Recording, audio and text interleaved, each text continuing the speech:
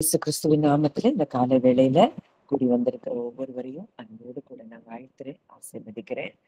நம்ம தொடர்ந்து தேவனுடைய அன்பை குறித்து நம்ம தியானித்து கொண்டு இருக்கிறோம். ஏன்னா இந்த அன்பை குறித்து நம்ம எவ்வளோ அறிந்து கொள்றோமோ அவ்வளோ தூரம் நம்ம வாழ்க்கையில சமாதானம், சந்தோஷம், கிருபை பெருகும் அப்படிங்கிறத நம்ம பார்க்கிறோம். இந்த நாள்ல கூட நம்ம ஏற்கனவே அறிந்திருந்தா கூட சில காரியங்களை மறுபடியும் மறுபடியும் நம்ம தியானிக்கும் போது நம்ம இருதயத்துல ஆழமா அந்த காரியம் பதிக்கப்படுது. இருதயத்துல ஒரு காரியம் அவருடைய வார்த்தை பதிக்கப்படும் பொழுதுதான் நம் வாழ்க்கையில அது பலன் தருகிறதா இருக்கிறது. மூளை அளவுல எதை கேட்டாலும் அதுல பிரயோஜனமே இல்லை. நாலேஜ் பஃப்ஸ் அப்படின்னு சொல்லி பார்க்கிறோம். அறிவு இருமாப்பை உண்டாக்கும். அறிவு அதாவது நமக்கு எவ்வளவு தூரம் எனக்கு இவ்வளவு தெரியும், எல்லாம் தெரியும், நீங்க சொல்றதெல்லாம் எனக்கு தெரியும் அப்படின்னு நம்ம அத சாதாரணமா மூளை அளவுல நம்ம எடுத்துக்கொண்டோம்னா எதுவுமே நமக்கு பிரயோஜனம் இல்லை. இருதயத்துல இருந்து அவருடைய வார்த்தையை யார் ஒருவர் ஏற்றுக்கொள்ளுகிறார்களோ அவர்களுக்கு அந்த வார்த்தை பலன் தருகிறதா இருக்கிறத பார்க்கிறோம். இப்போ தேவனுடைய அன்பை நம்ம தியானிச்சுட்டு இருக்கிறோம். தேவனுடைய அன்பு அப்படிங்கிறது ஏதோ ஒரு எமோஷன், ஆஹ் ஒரு எமோஷனோ இல்ல ஏதோ ஒரு அவருக்கு ஒரு நம்ம பாஸ் ஆகுற ஃபீலிங்கோ, நமக்கு திடீர்னு பார்த்தா ஒருத்தர் மேல அன்பு இருக்கும், திடீர்னு பார்த்தா அது ஒரு நாள் மாறி போகும். இப்படி எல்லாம் கிடையாது. தேவனுடைய அன்பு அப்படிங்கிறது அது அவருடைய நேச்சரா இருக்குது. தேவன் அன்பாகவே இருக்கிறார் அப்படின்னு நம்ம பார்க்கிறோம். அப்போ அவர் செய்யற எல்லாமே அன்புலதான் அவர் செய்யறாரு. இப்போ படைப்புல இருந்து ஆதாம படைக்கிறாரு, சிருஷ்டிகளை படைக்கிறாரு, சிருஷ்டிப்பு எல்லாத்தையும் படைக்கிறாரு. இது எல்லாமே அவருடைய நேச்சர் என்னது? அன்பு.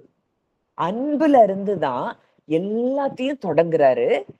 மீட்பின் திட்டமும் அன்புல இருந்துதான் நடைபெறுது. இயேசு இந்த பூமிக்கு அனுப்புறதும் அன்புலதான். எல்லாமே அவருடைய மோட்டிவ், அவருடைய எண்ணம், அவருடைய திங்கிங் எல்லாமே எதுலதான் இருக்குன்னா அன்புலதான் இருக்கு. அவருடைய இருதயத்துல அன்பை தவிர வேற எந்த எண்ணங்களும் இல்லை அப்படிங்கிறத நம்ம பார்க்கிறோம். அவருடைய அன்பு நம்ம யாருங்கிறத பேஸ் பண்ணி இல்ல, மாறா அவர் யாருங்கிறத பேஸ் பண்ணிதான் அவர் நம்ம மேல வைக்கிற அன்பை நம்ம பார்க்கிறோம். நம்ம ஏதோ பெர்ஃபெக்ட்டா இருக்கிறோம், நம்ம நீதிமானா இருக்கிறோம், நம்ம பரிசுத்தமா இருக்கிறோம் அப்படிங்கிறதுனால அவர் நம்மை நேசிக்கல. நம்ம எந்த அளவுக்கு நம்ம கண்டிஷன் வொஸ்டா இருந்தாலும் நம்ம அதாவது அக்கிரமங்களினாலும் பாவங்களினாலும் மரித்தவர்களா இருந்த அப்போ அந்த ஆதாம் கிட்ட முதல் ஆதாம் அங்க எப்படி அவன் விழுகையில அவன் அந்த இடத்துக்கு அவன் போறான் அப்படின்னு நம்ம பார்த்தோம்னா சத்ருவினுடைய சத்தத்தை கேட்கிறான். வலு சர்ப்பத்தினுடைய சத்தம் என்ன சத்தமா இருக்குது? தேவன் உன்னைய கைவிட்டுட்டாரு, தேவன் உன்னை ரொம்ப நேசிக்கல, நீ இத சாப்பிட்டா அவரை போல மாறிடுவ, அதனால அவர் உன்னை அதை சாப்பிடக்கூடாதுன்னு சொல்லியிருக்கிறாருங்கிறதெல்லாம் மறைமுகமாய் அங்க சர்ப்பம் ஆதாமுக்கு ஏவாளுக்கு அங்க சொல்லி அங்க ஏவாளை வஞ்சித்ததை நம்ம பார்க்கிறோம். அப்ப இன்னைக்கு கூட நம்ம எண்ணங்கள்ல பல காரியங்கள் ஓடிட்டு இருக்கு. இது ஏன் இப்படி நடக்குது? இது ஏன் இப்படி? ஆண்டவர் என்னை விட்டுட்டாரா? ஆண்டவர் என்னை நேசிக்கலையா? அவங்களுக்கு எல்லாம் நடக்குது, எனக்கு ஏன் நடக்கல? இப்படி எல்லாம் பல எண்ணங்கள் நமக்குள்ள ஓடிட்டு இருக்கு. இது எல்லாமே சத்ருவானவன் நமக்குள்ளே விதைக்கிற எண்ணங்கள். ஒரு நாளு கூட நம்ம அப்பா நம்மை கைவிடாத ஒரு நல்ல தகப்பனாய் இருக்கிறத நம்ம பார்க்கிறோம். அவருக்கு அன்பை தவிர வேற எதுவுமே தெரியாது. இளையகுமாரன், மூத்த குமாரன் 2 பேருமே அப்பாவை புரிஞ்சுக்கிடல. ஆனா அந்த 2 பேரையும் அப்பா இருதயத்துல இருந்து அவர் அன்பை அவங்க அவங்க மேல வெளிக்காட்டுகிறத நம்ம பார்க்கிறோம். இதுதான் திரித்துவ தேவனுடைய அன்பாய் இருக்கிறது. அவர் தன்னுடைய பெஸ்ட நமக்கு கொடுத்து நம்மளை நேசிச்சத நம்ம பார்க்கிறோம், நேசிக்கிறத நம்ம பார்க்கிறோம். என்கிட்ட இருக்கிறதுலயே அவர் சொல்றாரு, வெள்ளி என்னுடையது, பொண்ணு என்னுடையது, பூமியும் அதன் நிறைவும் கர்த்தருடையது. இந்த எல்லாமே இந்த அண்ட சராசரங்கள் அவர் படைத்தது எல்லாம் அவருக்குரியது. ஆனா இதுல உள்ளதெல்லாம் கொடுத்து நம்மள நேசிக்கிறதுக்கு அவர் அப்படி செய்யாமல், தான் பொக்கிஷமாய் பார்த்த தன் குமாரனையே அனுப்பி நம்மை நேசித்திருக்கிறார்னா, அந்த அன்ப நம்ம இத நீங்க ஃபீல் பண்ணணும். இத நம்ம வாழ்க்கையில நம்ம இத செய்ய முடியுமா? அப்படிங்கிறத நம்ம பார்க்கணும். ஒரு நாள் கூட இப்படிப்பட்ட அன்புல நம்ம என்ன செய்ய முடியாது? செயல்பட முடியாது. நம்ம நெனைக்கிறோம், ஏதோ நம்ம நம்ம ஏதோ ஜெபம் பண்ணோம், நம்ம அப்படி இருந்தோம், நம்ம இப்படி இருந்தோம். இது எதுவுமே கிடையாது. அவருடைய அன்புனால நம்ம இந்த இடத்துல வந்திருக்கிறோம். இப்போ சூரியன், தினந்தோறும் சூரியன் உதிச்சுட்டே தான் இருக்கு. நம்ம அத நோட்டீஸ் பண்றோமோ இல்லையோ, நம்ம அத ரியலைஸ் பண்றோமோ இல்லையோ, ஆனா அது தினந்தோறும் தன் வேலைய செய்து, தினந்தோறும் நமக்கு வெளிச்சத்த கொடுக்குது. உலகத்துல எத்தன வாட்ஸ் லைட் போட்டா கூட, இல்லாத வெளிச்சம், உலகம் முழுவதுக்கும் வெளிச்சம் இந்த சூரியன் கொடுக்கிறத பார்க்கிறோம். அத எந்த மேகங்கள் மறைச்சாலும் சரி, எத்தன புயல்கள் அடிச்சாலும், என்ன காரியம் நடந்தாலும் சரி, அந்த சூரியன் அப்படிங்கிறது தினந்தோறும் உதிக்கிற காரியமா நம்ம பார்க்கிறோம். அவருடைய அன்பும் அப்படித்தான் நம்ம மேல இருக்குது அப்படிங்கிறத நம்ம அறிந்து கொள்ள வேண்டும். அவருடைய அன்பு தினந்தோறும் எப்படி ஒரு சூரியன் உதிக்குது, நம்ம நோட்டீஸ் பண்றோம் பண்ணல, அது 2வது விஷயம். ஆனா அவருடைய அன்பு நம்ம மேல என்றென்றைக்கும் அது எப்படி இருக்கு? நிலைவரமா இருக்குது. அந்த அன்பு மாறாத அன்பு. அவருடைய அன்பு எவ்வளவு பர்சனலா இருக்கு அப்படின்னா, நம்ம நினைக்கிறோம் நம்ம அதெல்லாம் சாதாரணமா அந்த வசனங்கள் எல்லாம் வாசிச்சுட்டு போறோம். ஆண்டவர் சொல்றாரு, உன் தலையில் உள்ள முடியெல்லாம் மயிரெல்லாம் எண்ணப்பட்டிருக்கிறது. இன்னைக்கு அந்த தகப்பன் நம் தலையில இருக்கிற ஒவ்வொரு முடிய கூட அவர் எண்ணி வைத்திருக்கிறாராம். இத சொல்லும்போது நிறைய பேருக்கு இத நம்ப முடியல. இதை ஏற்றுக்கொள்ள முடியல. இப்படியெல்லாம் தேவன் நம்மள நேசிக்க முடியுமா? ஏன்னா நம்மளே நம்ம பிள்ளைங்க முடியல தலையில இருக்கிற முடிய நம்மால என்ன செய்ய முடியாது, எண்ண முடியாது. அவருடைய அன்பு ஏதோ தூரமான ஒரு அன்பு, ஒரு மாய்மாலமான ஒரு அன்பு, இப்படியெல்லாம் கிடையாது. அவருடைய அன்பு எப்படிப்பட்ட அன்பு? நம்ம தலையில இருக்கிற ஒவ்வொரு முடியையும் எண்ணி வைத்திருக்கிற ஒரு அன்பு. இத நீங்க சொல்லுங்க, அப்பா நீங்க என் தலையில இருக்கிற முடிய கூட எண்ணி வச்சிருக்கிறீங்கன்னா, அவர் நம்முடைய வாழ்க்கையில எந்த பகுதியில அவர் நமக்காக செயல்படாமல் இருப்பார்? இன்னைக்கு நீங்க துக்கப்படுறீங்க, நீங்க ஒரு விஷயம் கவலைப்படுறீங்க, நீங்க ஒரு விஷயத்துல பயப்படுறீங்க, நீங்க சோர்ந்து போய் இருக்கிறீங்க அப்படின்னா, தலையில இருக்கிற முடியையே அவர் எண்ணி வச்சிருக்கிறாருன்னா, நமக்காக இந்த காரியத்துல அவர் நமக்கு சமாதானத்தை கொடுக்க மாட்டாரா? இன்னைக்கு நம்ம அவர் நேச்சரையே புரியாததுனாலதான் நம்ம பலவிதமான பயங்களுக்குள்ள நம்ம மாட்டிட்டு இருக்கிறோம். அவருடைய நேச்சர் ஒண்ணே ஒண்ணு. நம்மள நேசித்து கொண்டே இருக்கிறது தான் அவருடைய நேச்சர். அவருக்கு நம்முடைய போராட்டங்கள் தெரியும். நம்முடைய மன விருப்பங்கள அவர் அறிஞ்சிருக்கிறாரு. அவர் சொல்றாரு, அநாதி சிநேகத்தால் உன்னை சிநேகித்தேன். I have loved you with an everlasting love. அப்போ தேவ அன்பு நம்ம பெற்றுக்கொள்றதுக்கு மாத்திரம் இல்ல, இந்த அன்ப நம்ம பெற்றுக்கொள்ளும் போது நம்ம வாழ்க்கையில நம்ம வாழ்க்கையையே அது மாற்றக்கூடியதா இருக்கு. இப்ப இந்த அன்ப எவ்வளவு தூரம் நம்ம பெற்றுக்கொண்டே இருக்கிறோமோ, இந்த அன்ப அறியிறோமோ, பயம் அப்படிங்கிறது நம்ம வாழ்க்கையில இருக்காது. இந்த அன்பை உணராதவர்களுக்கு தான் வாழ்க்கையில பயம் அப்படிங்கிற ஒண்ணு செயல்படும். ஆதாமுக்கு அவர் அன்பை எப்ப உணராமல் போனானோ அப்பதான் பயம் வந்து அங்க ஒளித்து கொண்டிருக்கிறத பார்க்கிறோம். ஆண்டவர் என்னை நேசிக்க மாட்டாரு, ஆண்டவர் என்னை கைவிட்டுருவாரு அப்படின்னு சொல்லி அங்க எப்போ தேவ அன்பை உணராமல் போனானோ அப்பதான் அங்க என்ன வருது? பயம் வருது.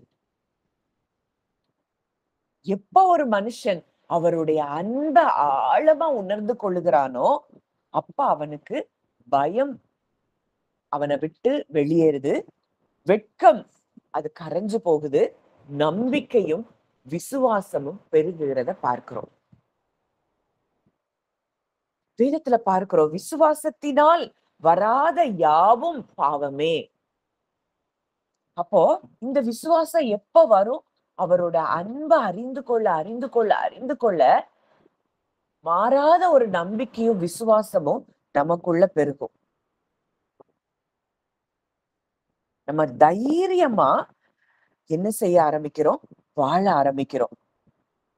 அவர் நம்ம எப்படி பார்க்கிறாரு, நம்மளை எப்படி நடத்துறாரு அப்படிங்கிறதுல நம்ம கான்சென்ட்ரேஷன் போகும். நம்மளை எவ்வளவு தூரத்துக்கு ப்ரெஷியஸா பாக்குறாரு, நம்ம எவ்வளவு தூரத்துக்கு அவர் தெரிந்தெடுத்திருக்கிறார், நம்ம எவ்வளவு தூரத்துக்கு அவருக்கு பிரியமானவர்களா இருக்கிறோம் அப்படிங்கிறத அவர் இருதயத்தை அறிந்து கொண்டு அந்த சந்தோஷத்துல நம்ம வாழ ஆரம்பிப்போம். நாம தான் அவருக்கு ப்ரெஷியஸ், நாம தான் அவருக்கு பிரியமானவர்கள், நாம தான் அவருக்கு எப்படி இருக்கிறோம்? தெரிந்து கொள்ளப்பட்டவர்களா இருக்கிறோம் அப்படிங்கிறத அறிய அறிய அறிய நம்ம விடுதலையான ஒரு வாழ்க்கைய வாழ ஆரம்பிக்கிறோம். இன்னைக்கு நம்ம செய்த எந்த தவறுகள் எதுவும் அவருக்கு பெருசா தெரியல, நம்ம மாத்திரம்தான் அவருக்கு பெரிதாய் தெரிகிறோம். அதனாலதான் பவுல் சொல்றாரு, கிறிஸ்துவின் அன்பை விட்டு என்னை பிரிப்பவன் யார்? அவரோட அன்பை விட்டு என்னைய பிரிக்க எந்த சூழ்நிலையும் முடியாது. உபத்திரவமோ, பசியோ, பட்டினியோ, நாசமோசமோ, இது எதுவும் என்ன கிறிஸ்துவின் அன்பை விட்டு பிரிக்க முடியாது. இவை எல்லாவற்றிலேயும் நாம் நம்மில் அன்பு கூறுகிறவராலே முற்றிலும் ஜெயம் கொள்ளுகிறவர்களாய் இருக்கிறோமே. அப்போ ஒவ்வொரு நாளும் இந்த உறுதியான இந்த அன்பை நம்ம அறிந்து கொள்ள அறிந்து கொள்ள அறிந்து கொள்ள பரலோகமே நம்ம பக்கத்துலதான் இருக்குதுங்கிறத அறிந்து கொள்ளும் போது நாம் அவருடைய அனாதியான அந்த கரங்களுக்குள்ள எவர்லாஸ்டிங் ஆர்ம்ஸ்குள்ளதான் நம்ம இருக்கிறோங்கிறத அறிந்து கொள்ளும் பொழுது நம்மை விட்டு விடாத அன்பு, நம்மை கைவிடாத அன்பு நம்ம எப்பொழுதும் நம்ம மேல இருக்குதுங்கிறத அறிந்து கொள்ளும் பொழுது இன்றைக்கு உங்க வாழ்க்கையில இந்த காரியத்தை குறித்து பயந்து கொண்டு இருக்கிறீங்க. நம்ம ஏற்கனவே தியானித்தோம். ஏசாயா 9:6 நம்ம பார்த்தோம். நமக்கு ஒரு பாலகன் பிறந்தார், நமக்கு ஒரு குமாரன் கொடுக்கப்பட்டார். இந்த குமாரன் எதுக்காக கொடுக்கப்பட்டார்? கர்த்தத்துவம் அவர் தோளின் மேல் இருக்கும். அவர் நாமம் அதிசயமானவர். இந்த குமாரன் எதுக்காக கொடுக்கப்பட்டிருக்கிறாரா?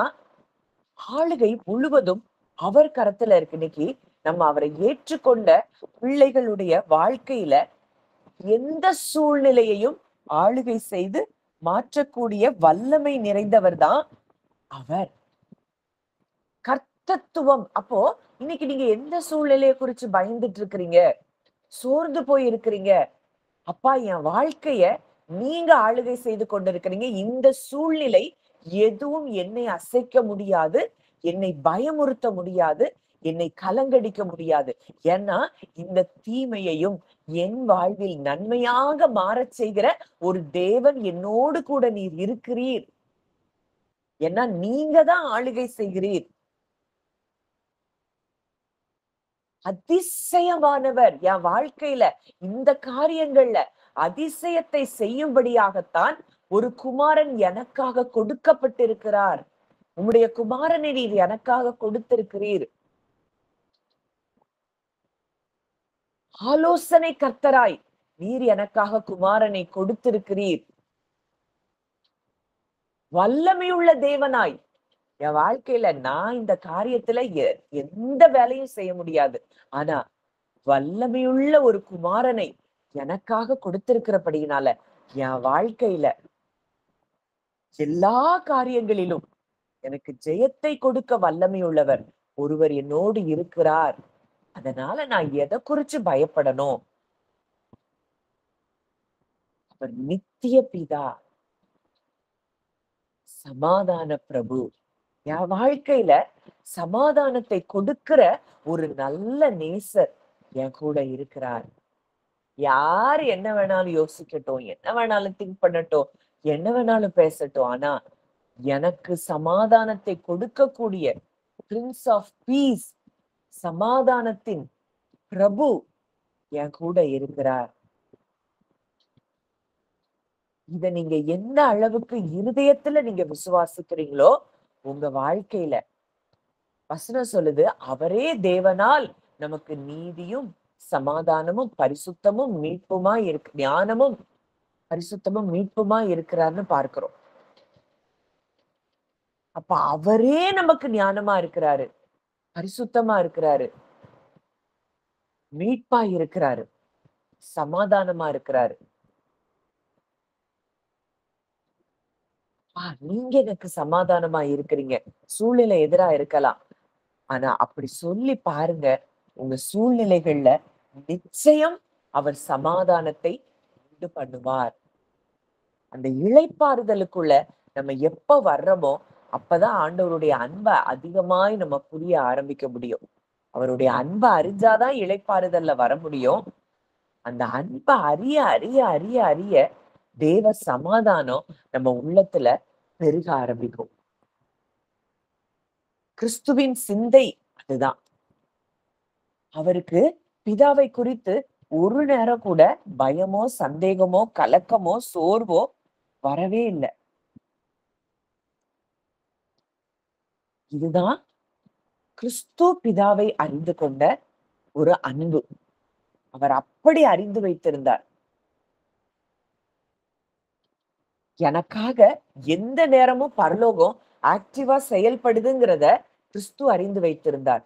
இன்னைக்கு நமக்காகவும் பரலோகம் ஆக்டிவா என்ன செய்து ஒவ்வொரு நாளும் செயல்பட்டு கொண்டிருக்கு. நீங்க பேசின உடனே தூதர்கள் உங்களுக்காக வேலை செய்ய ஆரம்பிக்கிறாங்க.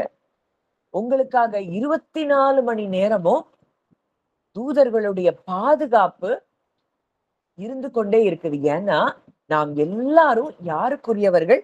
வானத்துக்குரியவர்கள். வானத்துக்குரியவர்கள், கிறிஸ்துவுக்குரியவர்கள், குமாரனுடைய சாயலை நம்ம தரித்திருக்கிறவர்கள். நாம் பிதாவானவருக்கு பிள்ளைகள். இப்படி இந்த இடத்துல நம்ம இருக்கிறதுனால பரலோகம் எப்பொழுதும் நமக்காக செயல்பட்டு கொண்டிருக்கிறது. தேவதூதர்கள் நமக்காக ஏறுகிறவர்களாய் இறங்குகிறவர்களாய் ஒவ்வொரு நாளும் அவர்கள் நமக்காக செயல்பட்டு கொண்டே இருக்கிறார்கள். இதை எவ்வளவு தூரத்துக்கு நம்ம விசுவாசிக்கிறோம்? ஒரு சின்ன ஒரு வார்த்தை, ஒரு சின்ன ஒரு மற்றவங்களுடைய ரியாக்ஷன் நம்மளை பாதிக்குது அப்படின்னா இன்னும் அவருடைய அன்பை நம்ம என்ன செய்யல, அறியல. நம்ம மாம்சத்திலேதான் நம்ம சிந்திச்சுட்டு இருக்கிறோம். ஆவியில இன்றைக்கு நம்ம யாரா இருக்கிறோம், நம்ம எப்படி மாற்றப்பட்டு இருக்கிறோம் அப்படிங்கிறதெல்லாம் நம்ம அறியவே இல்லை. அவருடைய அன்பு, அவரை நம்ம தெரிந்து கொள்கிறதற்கு முன்னதாகவே அவர் நம்மை தெரிந்தெடுத்திருக்கிறார். உலகம் தோன்றுவதற்கு முன்பதாகவே நம்மை அவர் தெரிந்தெடுத்திருக்கிறாராம். அந்த அன்புதான் நம்மளை 24 மணி நேரமும் அந்த அன்பு நம்மை சூழ்ந்து இருக்கிறது. சொல்றாரு, என் பிள்ளை நான் இருக்கிற இடத்துல அவங்க இருக்கணும். யோவான் 17 நம்ம அன்னைக்கு பார்த்தோம். ஏன்னா நம்ம இருக்கிற இடம்தான் அவருக்கு சந்தோஷம். அதனால இயேசு கிறிஸ்து அந்த ஜெபத்தை பண்ணியிருக்கிறார் அப்படின்னா எவ்வளவு தூரம் இன்றைக்கு திருத்துவ தேவன் நம்ம கூட ஒன்றாய் அவங்க கலந்திருக்கிறாங்க. நம்மை சுற்றிலும் அவர்கள் இருக்கிறார்கள். அப்போ இந்த அளவுக்கு பிரியமாய் நேசிக்கிற ஒரு நல்ல தகப்பன் நமக்கு இருக்கிறார் அப்படிங்கிறத இருதயத்துல நம்ம விசுவாசிக்க ஆரம்பிக்கிறோமோ, இன்னைக்கு அது இல்லை, இது இல்லை, இது இப்படி இருக்கு, அது அப்படி இருக்கு, என் எதிர்காலம் எப்படி இருக்குமோ, நான் என்ன செய்யணும், எத்தனையோ விதமான கேள்விகள். அத்தனைக்கு ஒரே பதில் ஆண்டவர் சொல்றாரு, நான் உன் கூட இருக்கிறேன். நான் உன்னை பலப்படுத்தி உனக்கு சகாயம் பண்ணுவேன். அப்பா இருக்கிறேன், நீ பயப்படாத, நீ பயப்படாத.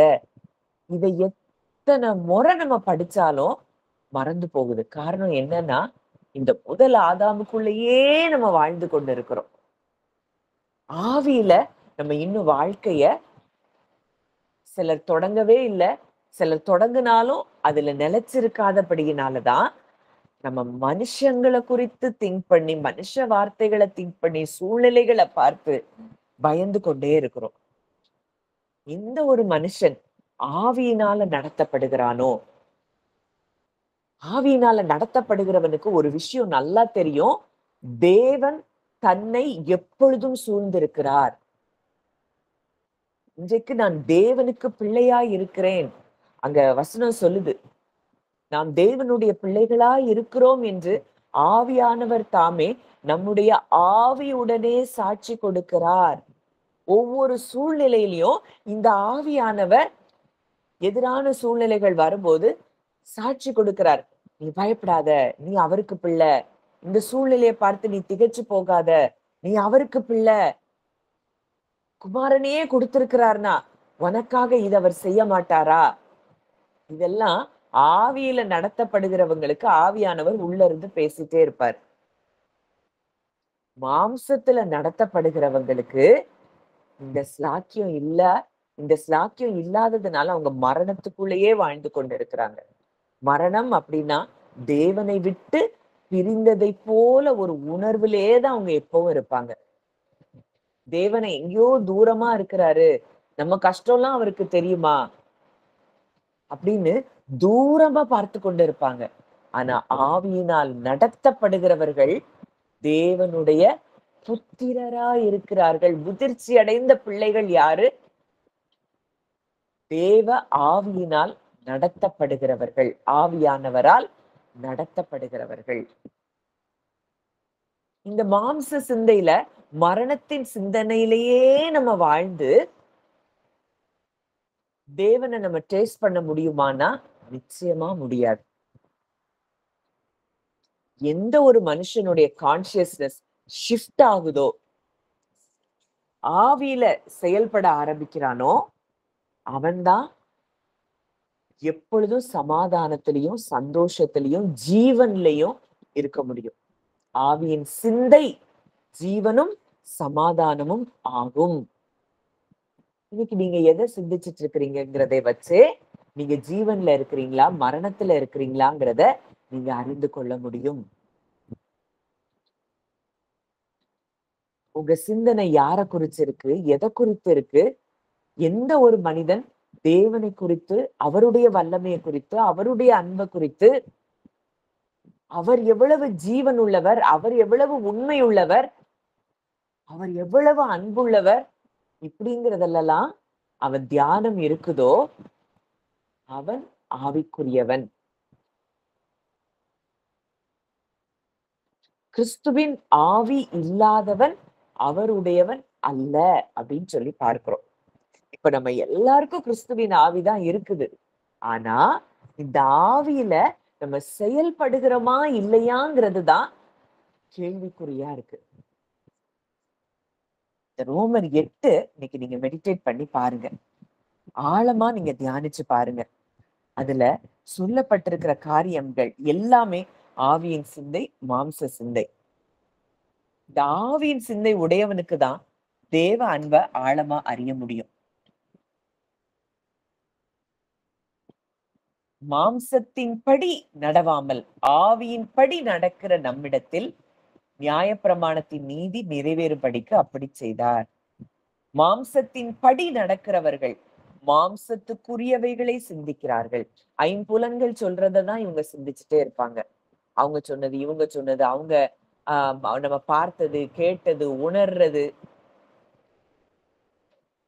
இதையே சிந்தித்து கொண்டிருப்பாங்க. ஆவியின்படி நடக்கிறவர்கள், ஆவியானவருடைய சத்தத்தை கேட்டு அதன்படி நடக்கிறவர்கள் ஆவிக்குரியவைகளை மாத்திரம்தான் சிந்திப்பாங்க. அப்ப ஆவிக்குரியவைகளை சிந்திக்கிறாங்க அப்படின்னா அவங்க இருதயத்துல என்னதான் இருக்கும்? அன்பு, சந்தோஷம், சமாதானம், நீடிய பொறுமை, தயவு, நற்குணம், சாந்தம், விசுவாசம், இச்சை அடக்கம்.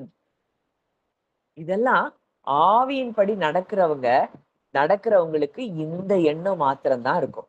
உங்க எண்ணங்கள்ல இந்த 9 கனிகளுக்கு மாறுதலான எண்ணங்கள் உங்க இருதயத்துல தோன்றினாலே அது மாம்ச சிந்தை. மாம்சத்தின்படி நம்ம நடந்து கொண்டிருக்கிறோம். ஆனா இந்த மாம்ச சிந்தை தான் எதை கொண்டு வருது? மரணத்தை கொண்டு வருகிறது. ஆவியின் சிந்தையோ ஜீவனும் சமாதானமும் ஆகும். நீங்க யார பார்த்தாலும் அன்பு மட்டும்தான் உங்களால அவங்கள பார்த்து செலுத்த முடியும். அவங்க உங்களுக்கு எதிராய் தீங்கு இழைச்சிருந்தா கூட, எந்த விதத்திலையும் உங்களை காயப்படுத்தி இருந்தா கூட, நீங்க ஆவியின் சிந்தை உள்ளவர்களாய் நீங்க எப்ப இருக்கிறீங்களோ அப்போ நமக்கு அவங்கள பார்க்கும் போதே அன்பு மட்டும்தான் வரும். ஐயோ, இவங்களுக்கு தேவனை புரியலையே, இவங்க தேவனை அறிஞ்சா இவ்வளவு கஷ்டப்பட மாட்டாங்களே, அப்படிதான் நினைக்க தோணும். ஆனா மாம்சத்துல ஒரு மனுஷன் ஒருத்தன் தீங்கு இழைச்சிட்டாங்க அப்படின்னா, ஐயோ இப்படி பண்றாங்களே, இவங்கெல்லாம் நல்லா இருப்பாங்களா அப்படின்னு உடனடியாக வெறுப்பும் கசப்பும் அங்க வருது. இது மாம்சத்தின்படி நடக்கிறவர்கள். இவங்க மனுஷங்களை குறித்து, சூழ்நிலைகளை குறித்துதான் இவங்க திங்க் பண்ணிட்டே இருப்பாங்க. ஆனா ஆவியின்படி நடக்கிறவர்களுக்கு அந்த அன்பு இருக்கும், சந்தோஷம் இருக்கும், சமாதானம் இருக்கும். ஏன்னா அவங்களுக்கு ஒண்ணு தெரியும், எப்பொழுதும் என்னை நேசிக்கிறவர் ஒருவர் என் கூடயே இருக்கிறாரு, என் ஜெபத்திற்கு எப்பொழுதும் பதில் கொடுக்கிறவர் என்னோடு கூடவே இருக்கிறார். அதனால நான் எதற்கு பயப்படணும்? இந்த இடத்துல தேவன் நம்மை கொண்டு வருகிறார். மாம்ச சிந்தை தேவனுக்கு விரோதமான பகை. மாம்சத்துக்கு உட்பட்டவர்கள் தேவனுக்கு பிரியமாய் இருக்க மாட்டார்கள். ஏன்னா இவங்க ஃபுல்லா 5 சென்சஸ்லயே திங்க் பண்ணிட்டு இருக்கிறதுனால அது எப்படி இருக்கா? தேவனுக்கு விரோதமான பகையா இருக்கா. 5 புலன்கள்ல நம்ம வாழ்ந்துட்டு இருந்தோம் அப்படின்னா அது தேவனுக்கு விரோதமான பகை. அவங்க அப்படி இருக்கிறாங்க, அதனாலதான் என் வாழ்க்கை இப்படி இருக்கு. இவங்க இப்படி செய்யறாங்க, அதனாலதான் என் லைஃப் இப்படி இருக்கு. இப்படின்னு மற்றவங்களையே நம்ம சொல்லிட்டு இருக்கிறோம் அப்படின்னா அது மாம்ச சிந்தை. அது எப்படி இருக்கா? தேவனுக்கு விரோதமான பகையா இருக்கான். அப்போ அது தேவனுக்கு விரோதமான பகையாய் மாம்ச சிந்தை இருக்குமானால் நம்ம எப்படி ஜீவன்லயும் சமாதானத்திலையும் இருக்க முடியும்? ஒவ்வொரு சின்ன சின்ன சின்ன காரியத்துல கூட, இன்னைக்கு நீங்க எங்கேயோ போறீங்க, நீங்க கரெக்ட் டைம்க்கு போகணும். அப்பா, நான் அந்த இடத்துல நான் கரெக்ட் டைம்க்கு போகணும், நான் கரெக்டா கிளம்பணும். இத கூட நீங்க அப்பாட்ட சொல்லிட்டு நீங்க செஞ்சு பாருங்க. அந்த ஜெபத்தை கூட அவரு கரெக்டா உங்களுக்கு ஏற்ற நேரத்துல ஏற்ற இடத்துல அவர் உங்களை கொண்டு போய் சேர்க்கிறத நீங்க பார்க்க முடியும். அந்த அளவுக்கு இன்டிமேட்டா நமக்காக ஒவ்வொரு காரியத்தையும் அவர் பார்த்து பார்த்து அவர் செய்யறாரு. நம்ம முடிய எண்ணி வச்சிருக்கிறாருன்னா இப்ப நம்ம மேல எவ்வளவு கரிசனை உள்ளவராய் அவர் இருக்கிறார். ஆனா இதெல்லாம் புரிஞ்சுக்கிடாம நம்ம என்னதே சிந்திச்சுட்டு இருக்கிறோம். நம்ம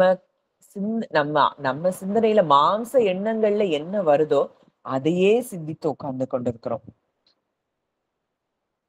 தேவனுடைய ஆவி உங்களில் வாசமாயிருந்தால் நீங்கள் மாம்சத்துக்கு உட்பட்டவர்களாய் இராமல் ஆவிக்கு உட்பட்டவர்களாய் இருப்பீர்கள்.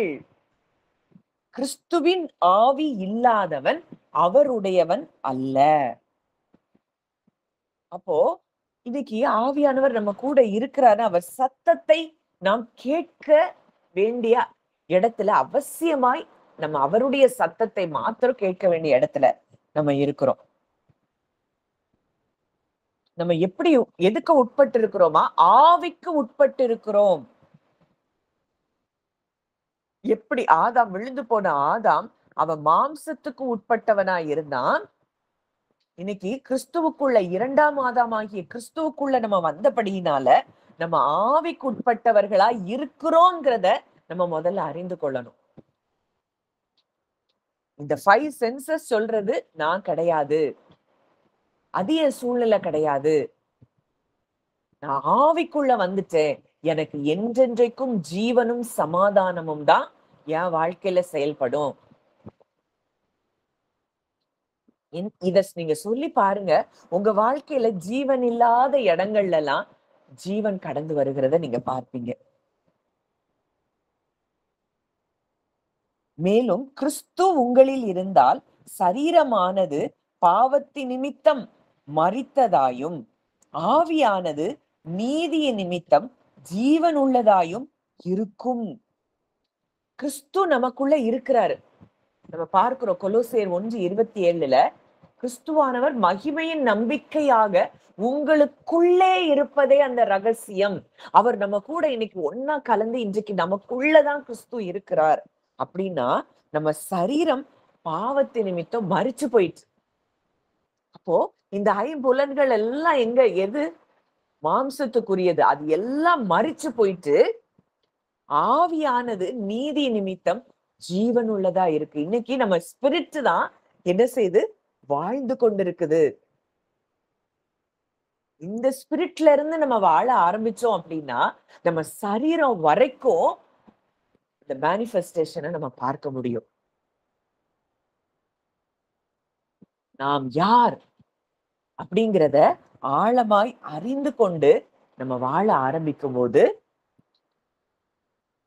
நம்ம வாழ்க்கை முழுவதும் ஜீவனையும் சமாதானத்தையும் பெற்றுக்கொள்ளுகிறவர்களாய் நம்ம இருக்கிறோம். மாம்சத்தின்படி பிழைப்பதற்கு நாம் மாம்சத்துக்கு கடனாளிகள் அல்ல. மாம்சத்தின்படி பிழைத்தால் சாவீர்கள். ஆவியினாலே சரீரத்தின் செய்கைகளை அழித்தால் பிழைப்பீர்கள். அப்படின்னா என்ன? சரீரத்தின் செய்கைனா என்ன? உங்க சரீரம் கொடுக்கிற இன்ஃபர்மேஷன். கண்ணால பாக்குறது, காதால கேட்கறது, நீங்க உணர்றது, மற்றவங்க உங்களுக்கு கொடுக்கிற ஐடென்டிட்டி. அப்படி இத வச்சு நம்ம பிழைச்சோம் அப்படின்னா ஒவ்வொரு நாளும் மரணத்துக்குள்ளதான் நம்ம இருக்கிறோம். ஆனா ஆவியினாலே சரீரத்தின் செய்கைகளை அழித்தால், நான் யாரு? நான் முழுவதுமாய் அன்பானவருக்கு நான் பிறந்திருக்கிறேன்னா எனக்குள்ள அந்த அன்புதான் இருக்கும், எனக்குள்ள அந்த சந்தோஷம் தான் இருக்கும். சமாதானம், நீடிய பொறுமை, தயவு, விசுவாசம், நிச்சயடக்கம், நற்குணம், சாந்தம், இதெல்லாம் தான் எனக்குள்ள இருக்கும். நீ சொல்றத வச்சு நான் என்ன செய்ய மாட்டேன்? செயல்பட மாட்டேன். இந்த மாம்சத்தின் ஆவியினாலே என்ன செய்யணுமா? சரீரத்தின் செய்கைகளை அழிக்கணுமா? அப்படின்னா நம்ம என்ன செய்வோம்? பிழைத்துக் கொள்வோம். ஜீவனும் சமாதானமும் நமக்கு உண்டாகிறத நம்ம பார்க்கிறோம். அதுலதான் அடுத்ததா சொல்லப்பட்டிருக்கு, எவர்கள் தேவனுடைய ஆவியினாலே நடத்தப்படுகிறார்களோ அவர்கள் தேவனுடைய புத்திரரா இருக்கிறார்கள். இன்னைக்கு அப்பான்னு கூப்பிடக்கூடிய புத்திர சுவிகாரத்தின் ஆவியை கொடுத்துட்டாரு. நாம் தேவனுடைய பிள்ளைகளா இருக்கிறோம் என்று ஆவியானவர் தாமே நம்முடைய ஆவியுடனே சாட்சி கொடுக்கிறார். ஒரு செகண்ட் ஆவியானவருடைய சத்தம், நீ பிள்ளை, குமாரனே உனக்கு கொடுத்துட்டார்னா இந்த பிள்ளையாகிய உனக்காக தன்னுடைய குமாரனை கொடுத்துட்டாருன்னா, அப்ப நீ எவ்வளவு ப்ரெஷியஸ். நீயும் இன்றைக்கு அவருக்கு பிள்ளையா இருக்கிற. இயேசுவை எப்படி நேசித்து இயேசுவின் ஜெபங்களுக்கு அவர் பதில் கொடுத்தாரோ, அதே போல உன்னுடைய ஒவ்வொரு ஜெபங்களுக்கும் அவர் பதில் கொடுக்கிறார். இன்னைக்கு இந்த அறிவு இல்லாததுனாலதான் எதுக்கெடுத்தாலும் அழுக, எதுக்கெடுத்தாலும் கவலை, எதுக்கெடுத்தாலும் பயம். ஏன்னா மாம்சத்தின் படி வாழ்ந்து மாம்சத்தின் அந்த செய்கைகளை நம்ம என்ன செய்யல, அழிக்கல. எந்த ஒரு மனுஷன் ஆவியினால நடத்தப்பட்டு சரீரத்தின் செய்கைகளை அழிக்கிறானோ அவன் எப்படி இருக்கிறான்? ஜீவனுடையவனாயிருக்கிறான். அதனால இந்த எண்ணங்கள் உடையவர்களாய் நம்ம என்ன செய்யணும்? இருக்கணும். கிறிஸ்துவின் அன்பை விட்டு என்னை எதுவும் பிரிக்க முடியாது. இன்னைக்கு நம்ம போக்கஸ் எல்லாம் அவங்க என்னைய நேசிக்கல, அதாவது நம்ம நெருங்கின சொந்தங்கள், கணவன் மனைவியோ, மனைவி கணவனோ, இல்ல பெற்றோர் பிள்ளைகளோ, பிள்ளைகள் பெற்றோர்களோ, இல்ல ரொம்ப நேசித்த நண்பர்களோ, இவங்க என்னைய நான் நேசிக்கிற அளவுக்கு எல்லாம் இவங்க நேசிக்கல இப்படின்னு இந்த அன்பையே பார்த்து இதையே சுத்தி சுத்தி சுத்தி சுத்தி வந்துட்டு இருக்கிறோம். நம்ம எப்போ ஆவிக்குரியவர்களாய் மாறுகிறோமோ அந்த நபர்கள் கிட்ட தானாக மாற்றங்கள் உண்டாகும். நம்ம அததான் பார்க்கிறோம் வசனத்துல. நம்ம ஏற்கனவே தியானித்த வசனம் தான். தீமைக்கு தீமையும் உதாசனத்துக்கு உதாசனத்தையும் சரி கட்டாமல் நீங்கள் ஆசீர்வதிக்கப்பட அழைக்கப்பட்டவர்கள் என்று அறிந்து ஆசீர்வதியுங்கள். அப்போ நம்ம ஆசீர்வதிக்கப்படணும்னா நம்ம மத்தவங்களை பிளஸ் பண்ணிட்டே இருக்கிறது தான் நம்ம வேலை. அப்போ எந்த அளவுக்கு நம்ம பிளஸ் பண்றோம் மத்தவங்கள? ஆண்டவர் சொல்றாரு, என் நிமித்தம் மனைவியாவது, பிள்ளைகளையாவது, பெற்றோரையாவது நீங்க விட்டீங்க அப்படின்னா இம்மையிலையும் மறுமையிலையும் 100 மடங்கு பலன். அப்படின்னா என்ன அர்த்தம்? விடுறதுன்னா எல்லாத்தையும் விட்டுட்டு வெளியே வர்றது இல்ல. அவங்கள உங்க இருதயத்துல பெருசா பார்க்காம ஆவியில நீங்க அவங்க யார் அப்படிங்கிறத அறிந்து அவங்களை நேசிக்கும் பொழுது அவங்கள உங்க மைண்ட்ல இருந்து அவங்க பேசின வார்த்தைகள், அவங்க செய்த செயல்கள், அவங்க உங்களுக்கு செய்த தீமைகள், இதை எல்லாத்தையும் உங்க மைண்ட்ல இருந்து நீங்க விடுவிக்கும் போது, ஏன்னா எதுக்காக உங்க மைண்ட் அங்க இருக்குன்னா அவங்க அன்பை நீங்க எதிர்பார்த்துக்கிட்டே இருக்கிறீங்க. அந்த அன்பு அங்க கிடைக்கல அப்படின்ன உடனே சோர்ந்து போய் அழுகையும் கண்ணீரும் பெருக ஆரம்பிக்குது. ஆனா ஆண்டவர் சொல்றாரு, நீ என்ன பாரு, நீ என் வார்த்தைய தியானிச்சு என் வார்த்தையின்படி நீ நடக்கும் போது இம்மையிலையும் 100 மடங்கு பலன், மறுமையிலையும் 100 மடங்கு பலன். அப்போ இன்னைக்கு ஆவியினால நம்ம நடத்தப்படுகிறோம் அப்படின்னா யார குறிச்சும் நமக்கு எண்ணங்கள் இருக்காது. ஆண்டவர் சொல்றாரு, அவர் சொன்னதுல ஏதாவது பொய் இருக்குமா? அவர் எவ்வளவேனும் பொய்யுரையாத தேவன். அவர் சொல்றாரு, என் நாமத்தின் நிமித்தம் எதை விட்ட அப்படின்னாலும் உனக்கு 100 மடங்கு பலன் இந்த பூமியிலையும் உண்டாகும்.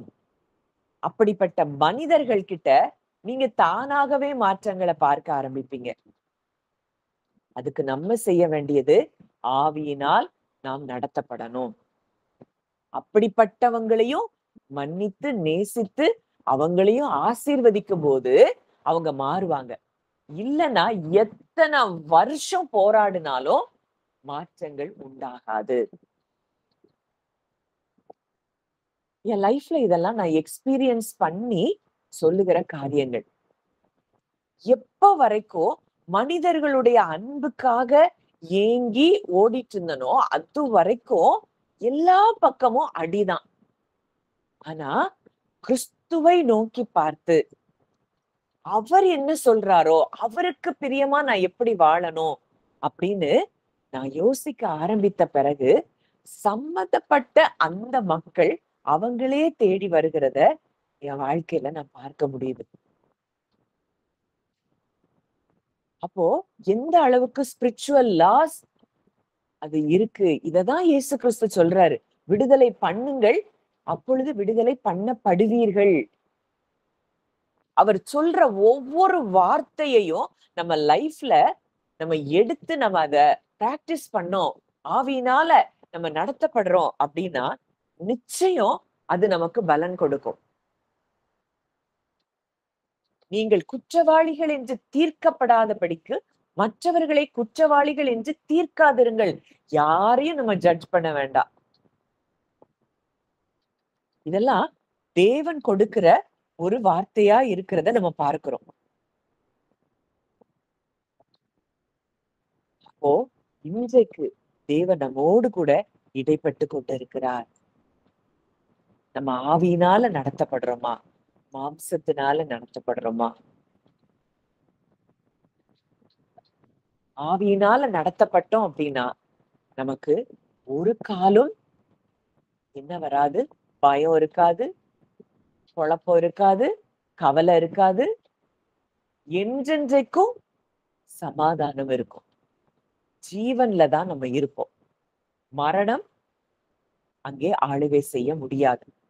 ஆவியில எப்பொழுதும் நம் தேவன் நம்ம கூட இருக்கிறாங்கிறத நம்ம அறிந்து கொண்டே இருப்போம். இந்த மாம்ச எண்ணங்கள்லயே செயல்பட்டு இருக்கிற வரைக்கும் தான் ஆவியில ஆவியின் கண்கள்ல நம்ம எந்த காரியத்தையும் பார்க்க முடியாது. எந்த ஒரு மனுஷனுக்கு அந்த ஸ்பிரிச்சுவல் சென்சஸ் ஓபன் ஆகுதோ அப்ப அவன் மாம்சத்தின் செய்கைகளை அவன் என்ன செய்வான்? வேரோடு களைந்து போட முடியும். இந்த ஆவிக்குரிய கண்கள் இன்றைக்கு நமக்கு நிச்சயம் ஆண்டவர் திறப்பார். எல்லாத்தையுமே ஆவியின் கண்ணோட்டத்துல நம்ம பார்க்க ஆரம்பிப்போம்.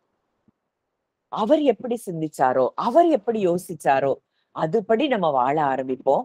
நம்ம வாழ்க்கை என்றென்றைக்கும் சமாதானமும் சந்தோஷமும் நிறைந்ததா இருக்கும். இதுல பிசிக்கல் ஹீலிங், எமோஷனல் ஹீலிங் எல்லாமே இதுல அடங்கி இருக்கு. இன்னைக்கு உலகத்துல 95% வியாதிகள் மனதின் சூழ்நிலைகளினாலதான் நம்ம சரீரத்துல அந்த பலவீனங்கள் வருதான். சைக்கோசோமேட்டிக் டிசீசஸ் சொல்றாங்க. 95% கேன்சர் இந்த மாதிரி பெரிய பெரிய வியாதிகள்லாம் கூட சிலருக்கெல்லாம் கவலைகளின் நிமித்தம் தான் வர்றதா கண்டுபிடிக்கிறாங்க. காரணம் என்ன அப்படின்னா ஆவியின்படி நம்ம வாழாததுனாலதான். ஆனா இன்றைக்கு அவருடைய அன்பு, இரக்கம், தயவு நம்ம மேல அளவில்லாமல் ஊற்றப்பட்டு கொண்டே இருக்குதுங்கிறத எந்த ஒரு மனுஷன் ஆழமாய் தியானிக்கிறானோ அவன் வாழ்க்கை நிச்சயமாய் வெற்றியுள்ள ஒரு ஜீவியமாய் மாறுகிறதுங்கிறதுல சந்தேகமே இல்லை. இந்த வார்த்தையை அதிகமா நான் ஆக்சுவலா இன்னைக்கு நான் மெசேஜ் எடுத்ததே வேற, ஆனா இன்னைக்கு பேசினதே வேற. இன்னைக்கு பலரோடு ஆண்டவர் இடைப்பட்டிருக்கிறார் அப்படிங்கிறத நான் நம்புறேன், விசுவாசிக்கிறேன். கர்த்தர் உங்க ஒவ்வொருவருடைய வாழ்க்கையிலையும் இந்த ஆவிக்குரிய கண்களை திறந்து ஆவியின் படி நடக்க உங்களுக்கு கிருபை புரிவாராக. ஜெபிக்கலாம். நல்ல தகப்பனே, நன்றியோடு உம்மை துதிக்கிறோம், ஸ்தோத்திரிக்கிறோம் அப்பா. ரீல பரோஷல பிரேக்ல பிரஹீத லீஷோ ரூதலா ரீபல் ஹாஷ்ல பிரெக்லே க்ரி ஹல் ஹஷ் லீக்ரா டி ஷலீபோ ரூதலா பேமெல் ஹெஷ்ல பிரேக்கே தி ஷீக்கி பிஹீல் ஹஷீகோ ரூதலா. அப்பா, எங்களுக்கு அருளப்பட்டு இருக்கிற ஆவியினாலே தேவ அன்புதான் எங்க இருதயத்துல ஊற்றப்பட்டிருக்கு. அந்த தேவ ரகமான அன்பு எங்க இருதயத்துல ஊற்றப்பட்டிருக்கிறபடியினால அப்பா, இரவும் பகலும் 24 மணி நேரமும் எங்களோடு கூட நீர் இருக்கிறீரப்பா. இந்த உலகத்தை படைத்தவரே எங்களோடு கூட இருக்கிறீர். குமாரன் எங்களுக்காக கொடுக்கப்பட்டிருக்கிறதை நாங்கள் பார்க்கிறோம். இன்னைக்கு எங்க வாழ்க்கையின் ஆளுகை அவர் கரத்துல இருக்கு. அவர் களத்துல முற்றிலுமா எங்களை நாங்க ஒப்பு கொடுக்கிறோம். எந்தெந்த சூழ்நிலைகள்ல எல்லாம் எங்களுக்கு எதிராக இருக்குதோ அந்த பகுதிகள் எல்லாவற்றையும் அவருடைய ஆளுகையின் கீழே நாங்க ஒப்பு கொடுக்கிறோம். அப்பா, இந்த ஏரியாஸ நீங்க ஆளுகை செய்யுங்க. சமாதானமற்ற இடங்கள், குறைவுகள் உள்ள இடங்கள், இது எல்லாத்தையும் அவர் ஆளுகை செய்யறதுக்கு இடம் கொடுங்க. அவர்கிட்ட கொடுங்க. அவர் ஆளுகை செய்யும் போது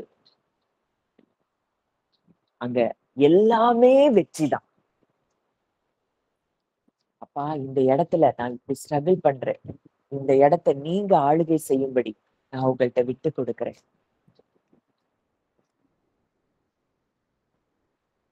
நீர் அதிசயமானவர். அந்த பகுதிகள் எல்லாவற்றிலும் நீர் அதிசயங்களை செய்ய வல்லவரா இருக்கிறீரப்பா.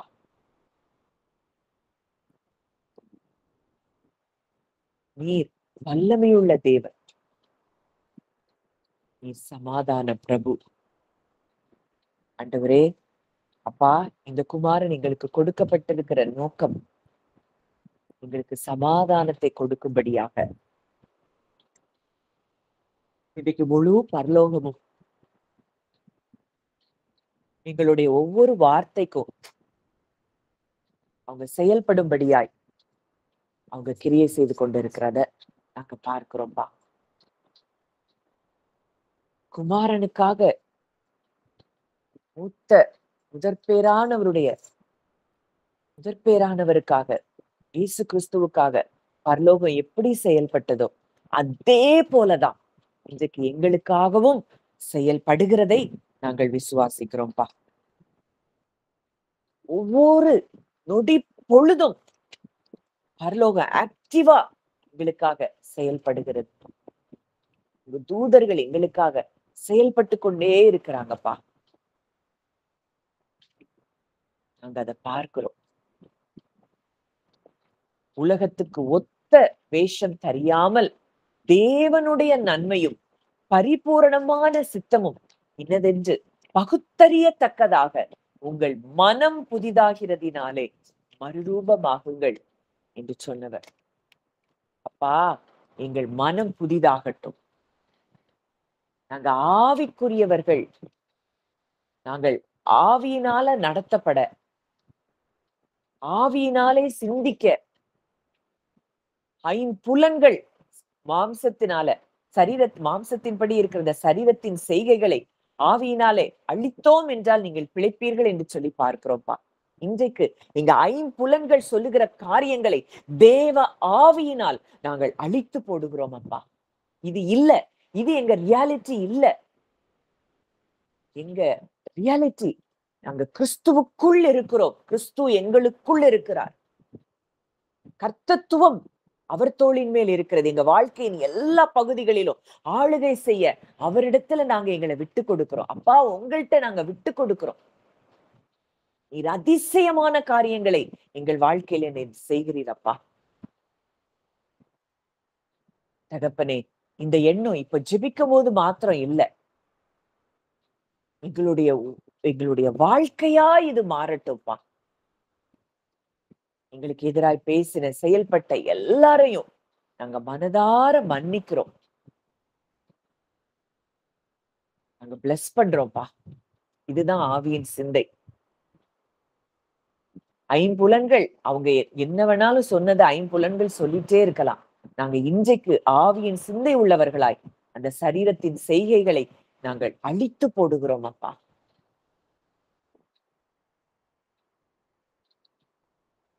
நீர் ஜீவன் உள்ள தேவன். யெகோவா ஷம்மாவாய், யெகோவா ஷாலோமாய், யெகோவா ரஃபாவாய் நீர் எங்களோடு இருக்கிறீர். நீர் எங்களுக்குள் இருக்கிறீர் அப்பா. எங்கள் இருதயங்களை இன்றைக்கு நீர் சுகப்படுத்துகிறீர் தகப்பனே.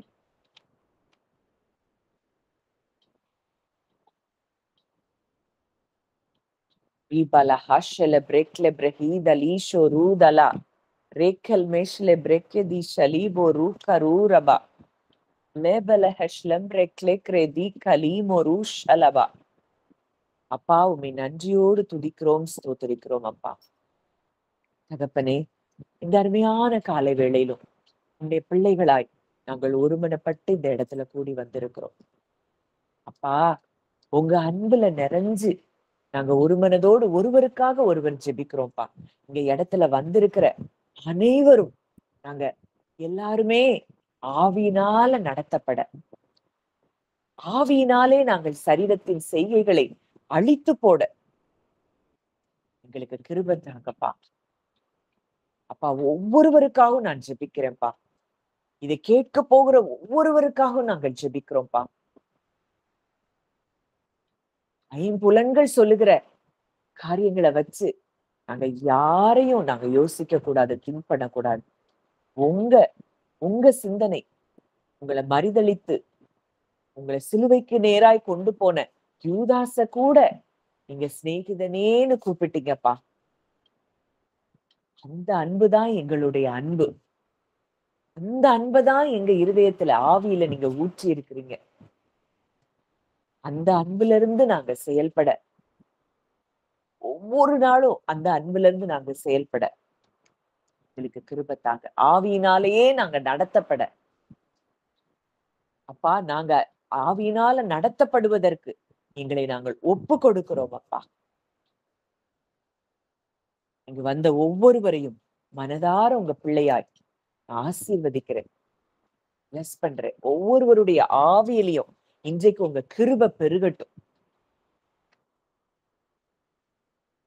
கர்த்தர் பெரிய காரியங்களை எங்களுடைய வாழ்க்கையில நீ செய்கிறபடியினால் நன்றி செலுத்துகிறோம். உங்களுடைய கரங்களிலே எங்களை தாழ்த்தி ஒப்பு கொடுக்கிறோம். எங்களை தாழ்த்தி ஒப்பு கொடுக்கிறோம். கர்த்தர் ஆசீர்வதித்து வழி நடத்தும். இயேசுவின் மூலம் கேட்கிறோம் ஜீவன் உள்ள நல்ல பிதாவே, ஆமென்.